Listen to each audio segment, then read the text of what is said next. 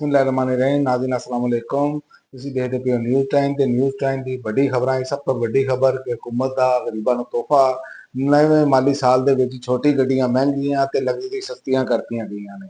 ਨਈ ਮਾਲੀ ਸਾਲ ਦੇ ਵਿੱਚ ਮਤਵਸਤ ਤਬਕੇ ਵਾਸਤੇ ਗੱਡੀ ਦੀ ਕੀਮਤ 2 ਲੱਖ ਰੁਪਏ ਤੱਕ ਇਜ਼ਾਫਾ ਹੋਇਆ ਹੈ, ਜਦ ਕਿ ਲਗਜ਼ਰੀ ਗੱਡੀ ਦੀ ਕੀਮਤ 25 ਲੱਖ ਤੋਂ ਲੈ ਕੇ ਤੇ ਤਕਰੀਬਨ 2.5 ਕਰੋੜ ਤੱਕ ਘਟਾਇਆ ਗਿਆ ਵੇ। ਤੇ ਸੋਸ਼ਲ ਮੀਡੀਆ ਤੇ ਵੱਡੀ ਤਾਦਾਦ ਦੇ ਵਿੱਚ ਇਹਦੇ ਤੇ ਲੋਕਾਂ ਨੇ ਸਖਤ ਲਾਹਨਤਾਨ ਕੀਤੀ ਹੈ।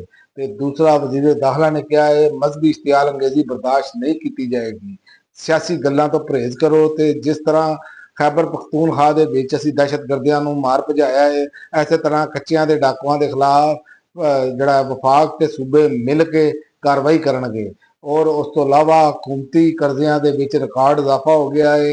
ਹਕੂਮਤੀ ਕਰਜ਼ੇ 76,045 ਅਰਬ ਰੁਪਏ ਦੀ ਬੁਲੰਦ ਤਰੀਨ ਸਤ੍ਹਾ ਤੇ ਚਲੇ ਗਏ ਨੇ। ਹਕੂਮਤ ਦਾ ਮਕਾਮੀ ਕਰਜ਼ਾ ਜਿਹੜਾ 53,460 ਅਰਬ ਰੁਪਏ, ਜਦਕਿ ਬਰੂਨੀ ਕਰਜ਼ਾ 22,885 ਅਰਬ ਰੁਪਏ ਹੋ ਗਿਆ ਹੈ। ਤੇ ਅਦਾਦੋ ਸ਼ੁਮਾਰ ਜਿਹੜੇ ਨੇ ਉਹਦੇ ਮੁਤਾਬਕ ਇੱਕ ਸਾਲ ਵਿੱਚ 8,312 ਰੁਪਏ ਦਾ ਰਿਕਾਰਡ ਇਜ਼ਾਫਾ ਕੀਤਾ ਗਿਆ ਹੈ। ਔਰ ਉਸ ਤੋਂ ਇਲਾਵਾ ਯੋਮੇ ਸ਼ੂਰ ਤੇ ਸਿਕਿਉਰਿਟੀ ਨੂੰ ਹਾਈ ਅਲਰਟ ਕਰ ਦਿੱਤਾ ਗਿਆ ਹੈ, ਫੌਜ ਤਾਇਨਾਤ ਕਰ ਦਿੱਤੀ ਗਈ ਹੈ, ਮੋਬਾਈਲ ਸਰਵਿਸ ਜਜ਼ਵੀ ਤੌਰ ਤੇ ਮੁਅੱਤਲ ਕਰ ਦਿੱਤੀ ਗਈ ਹੈ। ਉਸ ਤੋਂ ਇਲਾਵਾ CTD ਕਾਰਵਾਈਆਂ 8 ਦਹਿਸ਼ਤਗਰਦ ਮਾਰੇ ਗਏ ਨੇ ਤੇ ਅਸਲਾ ਤੇ ਬੰਬ ਬਰਾਮਦ ਕਰ ਲਿੱਤਾ ਗਿਆ ਹੈ। CTD ਦਹਿਸ਼ਤਗਰਦਾਂ ਦੇ ਦਰਮਿਆਨ ਸਰਹੱਦੀ ਪਿੰਡ ਦੇ ਵਿੱਚ ਫਾਇਰਿੰਗ 5 ਦਹਿਸ਼ਤਗਰਦ ਮਾਰੇ ਗਏ ਨੇ ਤੇ 5 ਜ਼ਖਮੀ ਹਾਲਤ ਵਿੱਚ ਫਰਾਰ ਹੋ ਗਏ ਨੇ। ਉਸ ਤੋਂ ਇਲਾਵਾ ਲਿਆਰੀ ਦੀ ਇਮਾਰਤ ਡਿੱਗਣ ਦਾ ਵਾਕਿਆ ਜਿਹੜਾ ਹੈ ਉਹਦੇ ਵਿੱਚ ਜਾਂ ਬਾਕ ਅਫਰਾਦ ਦੀ ਤਾਦਾਦ 19 ਹੋ ਗਈ ਹੈ। ਉਸ ਤੋਂ ਇਲਾਵਾ ਪਾਕਿਸਤਾਨ ਦੀ ਵਜ਼ੀਰ ਖਾਰਜਾ ਨੇ ਕਿਹਾ ਹੈ ਕਿ ਪਾਕਿਸਤਾਨ ਨੇ ਭਾਰਤ ਨੂੰ ਜਿਹੜਾ ਸਬਕ ਸਿਖਾਇਆ ਹੈ ਉਹ ਹਮੇਸ਼ਾ ਯਾਦ ਰੱਖੇਗਾ। ਉਸ ਤੋਂ ਇਲਾਵਾ ਸਦਰ ਮਮਲਕਤ ਨੇ ਕਿਹਾ ਹੈ ਸ਼ੋਹਦਾ ਦੀਆਂ ਕੁਰਬਾਨੀਆਂ ਜਿਹੜੀਆਂ ਨੇ ਉਹ ਸਾਡੀ ਆਜ਼ਾਦੀ ਤੇ ਸਾਡੀ ਖੁਦਮੁਖਤਾਰੀ ਤੇ ਸਲਾਮਤੀ ਦੀ ਜ਼ਮਾਨਤ ਹੈ। ਤੇ ਸਰਕਾਰੀ ਮੁਲਾਜ਼ਮਾਂ ਦੀਆਂ ਮੌਜਾਂ ਲੱਗ ਗਈਆਂ ਨੇ। ਸਰਕਾਰੀ ਮੁਲਾਜ਼ਮਾਂ ਦੀਆਂ ਤਨਖਾਹਾਂ ਦੇ ਵਿੱਚ ਇਜ਼ਾਫੇ ਦਾ ਨੋਟੀਫਿਕੇਸ਼ਨ ਜਾਰੀ ਕਰ ਦਿੱਤਾ ਗਿਆ ਹੈ। ਵਫਾਕੀ ਹੁਕੂਮਤ ਨੇ ਸਰਕਾਰੀ ਮੁਲਾਜ਼ਮਾਂ ਦੀ ਤਨਖਾਹਾਂ ਦੇ ਵਿੱਚ ਇਜ਼ਾਫੇ ਦਾ ਨੋਟੀਫਿਕੇਸ਼ਨ ਜਾਰੀ ਕਰਤਾ ਹੈ, ਜਿਹਦਾ ਇਤਲਾਕ 1 ਜੁਲਾਈ 2025 ਤੋਂ ਕੀਤਾ ਜਾਏਗਾ।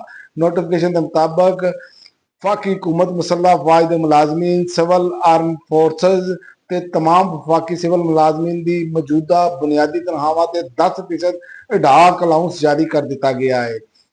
ਤੇ ਬਿਲਾਵਲ ਭੁੱਟੋ ਨੇ ਕਿਹਾ 5 ਜੁਲਾਈ ਮੁਲਕੀ ਤਾਰੀਖ ਦਾ ਸਿਆਹ ਤਰੀਨ ਬਾਬ ਹੈ, ਆਮਰੀਅਤ ਦੇ ਅੰਧੇਰਿਆਂ ਦਾ ਰਲ ਕੇ ਖਾਤਮਾ ਕਰਨਾ ਹੋਏਗਾ। ਤੇ ਦੂਜੀ ਜਾਨਬ ਅਲੀ ਮੀਨ ਗੰਡਾਪੁਰ ਨੇ ਕਿਹਾ ਹੈ ਹਕੂਮਤ ਬੜੀ ਪੱਕੀ ਜੇ, ਕੋਈ ਬੰਦਾ ਕਿਧਰੇ ਨਹੀਂ ਜੇ ਜਾ ਰਿਹਾ ਤੇ ਗਵਰਨਰ ਕੁਛ ਨਹੀਂ ਜੇ ਵਿਗਾੜ ਸਕਦਾ। ਵਜ਼ੀਰ ਆਲਾ ਅਲੀ ਮੀਨ ਗੰਡਾਪੁਰ ਨੇ ਕਿਹਾ ਹੈ ਕਿ ਬਜਟ ਨਾ ਪੇਸ਼ ਕਰਨ ਦਾ ਪ੍ਰੋਪੇਗੈਂਡਾ ਜਿਹੜਾ ਹੈ ਉਹ ਸਾਡੇ ਆਪਣਿਆਂ ਚ ਲੋਕਾਂ ਨੇ ਕੀਤਾ ਹੈ। ਤੇ ਉਹਨਾਂ ਨੇ ਕਿਹਾ ਹਕੂਮਤ ਜਾਂਦੀ ਤੇ ਕਸੂਰ ਸਾਡਾ ਹੁੰਦਾ। ਮਖਸੂਸ ਨਿਸ਼ਚਤ ਦਾ ਫੈਸਲਾ 8 ਫਰਵਰੀ ਦੀ ਖਰੀਦੋ ਫਰੋਖਤ ਨਾਲੋਂ ਜ਼ਿਆਦਾ ਸ਼ਰਮਨਾਕ ਹੈ। ਸਦਰ ANP ਉਸ ਤੋਂ ਇਲਾਵਾ PTI ਖੈਬਰ ਪਖਤੂਨਖਵਾ ਦਾ ਮਰਲਾਵਾਰ ਇhtਜਾਜੀ ਤਰੀਕ ਸ਼ੁਰੂ ਕਰਨ ਦਾ ਐਲਾਨ ਹੈ। ਉਹਨਾਂ ਨੇ ਕਿਹਾ ਕਿ ਜਲਸੇ ਜਲੂਸ ਕਨਵੈਨਸ਼ਨ ਦੀ ਕਿਆਦਤ ਜਿਹੜੇ ਨੇ ਉਹ MPS ਤੇ ਟਿਕਟ ਹੋਲਡਰ ਕਰਨਗੇ। ਸਦਰ PTI ਖੈਬਰ ਪਖਤੂਨਖਵਾ ਨੇ ਕਿਹਾ ਕਿ ਜ਼ਿਲ੍ਹੇ ਤੇ ਤਹਿਸੀਲ ਤਨਜ਼ੀਮਾਂ ਜਿਹੜੀਆਂ ਨੇ ਮਕਾਮੀ MNA ਤੇ ਚੇਅਰਮੈਨਾਂ ਨੂੰ ਮੁਕੰਮਲ ਤਾਵਨ ਕਰਨਗੀਆਂ। ਤੇ ਉਸ ਤੋਂ ਇਲਾਵਾ ਆਲਮੀ ਇਦਾਰੇ ਚ ਪਾਕਿਸਤਾਨ ਦੀ ਮੌਸਮ ਨੁਮਾਇੰਦਗੀ ਤੇ ਮੁਤੱਦਦ ਵੱਡੇ ਅਹੁਦੇ ਮਿਲ ਗਏ ਨੇ। ਉਸ ਤੋਂ ਇਲਾਵਾ ਰਾਵਲਪਿੰਡੀ ਦੇ ਵਿੱਚ 250 ਪਸੀਦਾ ਇਮਾਰਤਾਂ ਨੂੰ ਖਤਰਨਾਕ ਕਰਾਰ ਦੇ ਦਿੱਤਾ ਗਿਆ ਹੈ ਤੇ ਮੈਟਰੋਪੋਲੀਟਨ ਨੇ ਇਨਖਲਾ ਦਾ ਹੁਕਮ ਵੀ ਦੇ ਦਿੱਤਾ ਹੈ। ਉਸ ਤੋਂ ਇਲਾਵਾ ਮੁਜ਼ੱਫਰਗੜ੍ਹ ਦੇ ਵਿੱਚ ਬੱਸ ਤੇ ਟਰਾਲਰ ਦੇ ਵਿੱਚ ਜਿਹੜਾ ਵੀ ਤਸਾਦਮ ਹੈ ਉਹਦੇ 'ਚ 6 ਬੰਦੇ ਜਾਨ ਤੋਂ ਹੱਥ ਧੋ ਬੈਠੇ ਨੇ ਤੇ 18 ਜ਼ਖਮੀ ਹੋ ਗਏ ਨੇ। ਉਸ ਤੋਂ ਇਲਾਵਾ ਜਿਹੜਾ ਵੇ ਆਸਟ੍ਰੇਲੀਆ ਦੇ ਵਿੱਚ ਯਹੂਦੀ ਇਬਾਦਤਖਾਨੇ ਦੇ ਉੱਤੇ ਹਮਲਾ ਤੇ ਉਹਦੇ ਵਿੱਚ ਆਲਮੀ ਖਬਰ ਅਦਾਰੇ ਦਾ ਕਹਿਣਾ ਹੈ ਕਿ ਮੈਲਬਰਨ ਦੇ ਵਿੱਚ ਤਾਰੀਖੀ ਯਹੂਦੀ ਇਬਾਦਤਖਾਨੇ ਦੇ ਉੱਤੇ ਆਤਿਸ਼ਗੀਰ ਮਾਦਾ ਸੁੱਟਿਆ ਗਿਆ ਹੈ, ਜਿਹਦੇ ਨਾਲ ਵੱਡੀ ਤਾਦਾਦ ਵੱਡੀ ਤਾਦਾਦ ਹੀ ਲੋਕ ਇਬਾਦਤ ਕਰ ਰਹੇ ਸਨ। ਆਤਿਸ਼ਗੀਰ ਮਾਦਾ ਸੁੱਟਣ ਦੇ ਨਾਲ ਇੱਕ ਹਿੱਸੇ 'ਚ ਅੱਗ ਲੱਗ ਗਈ ਤੇ ਇਮਾਰਤ ਨੂੰ ਨੁਕਸਾਨ ਪਹੁੰਚਿਆ, ਲੇਕਿਨ ਕੋਈ ਜਾਨੀ ਨੁਕਸਾਨ ਨਹੀਂ ਹੋਇਆ। ਤੇ ਘਟੀਆ ਸਹੂਲਤਾਂ 4 ਉਮਰਾ ਕੰਪਨੀਆਂ ਦੇ ਲਾਇਸੈਂਸ ਮੁਅੱਤਲ ਕਰਤੇ ਗਏ ਨੇ ਤੇ ਕਈਆਂ ਨੂੰ ਜੁਰਮਾਨੇ ਕਰ ਦਿੱਤੇ ਗਏ ਨੇ। ਸਊਦੀ ਮੀਡੀਆ ਦੇ ਮੁਤਾਬਕ ਵਜ਼ਾਰਤ ਹਜ ਉਮਰਾ ਨੇ ਇੱਕ ਗੈਰ ਲਾਣੀਆ ਫੀਲਡ ਇੰਸਪੈਕਸ਼ਨ ਕੀਤਾ ਹੈ, ਜਿਹਦਾ ਮਕਸਦ ਸੀ ਕਿ ਉਮਰਾ ਖਦਮਾਤ ਜਿਹੜਾ ਕਰਨ ਵਾਲੀਆਂ ਕੰਪਨੀਆਂ ਦੀ ਕਾਰਕਰਦਗੀ ਤੇ ਮੁਆਹਦੇ ਦੇ ਮੁਤਾਬਕ ਸਹੂਲਤਾਂ ਦੀ ਫਰਾਹਮੀ ਨੂੰ ਜਿਹੜਾ ਹੈ ਉਹ ਵੇਖਿਆ ਜਾਵੇ। ਤੇ ਰੂਸ ਦਾ ਸਊਦੀ ਸ਼ਹਿਰੀਆਂ ਵਾਸਤੇ ਵੀਜ਼ਾ ਫ੍ਰੀ ਦਾਖਲੇ ਤੇ ਗੌਰ। ਖਬਰ ਸਾਹ ਅਦਾਰੇ ਦੇ ਮੁਤਾਬਕ ਇਸ ਗੱਲ ਦਾ ਐਲਾਨ ਰੂਸੀ ਵਜ਼ੀਰ ਖਾਰਜਾ ਸਰਗੇਈ ਲਾਰੋਵ ਨੇ ਸਊਦੀ ਵਜ਼ੀਰ ਖਾਰਜਾ ਸ਼ਹਿਜ਼ਾਦਾ ਫੈਸਲ ਬਿਨ ਫਰਹਾਨ ਦੇ ਦੌਰਾ ਮਾਸਕੋ ਦੇ ਦੌਰਾਨ ਮੁਸ਼ਤਰਕਾ ਪ੍ਰੈਸ ਕਾਨਫਰੰਸ ਦੇ ਵਿੱਚ ਕੀਤਾ ਹੈ। ਤੇ ਇਸ ਤੋਂ ਇਲਾਵਾ ਬਰਤਾਨੀਆ ਦੇ ਵਿੱਚ ਫਲਸਤੀਨ ਐਕਸ਼ਨ ਗਰੁੱਪ ਤੇ ਪਾਬੰਦੀ ਲਾਤੀ ਗਈ ਹੈ।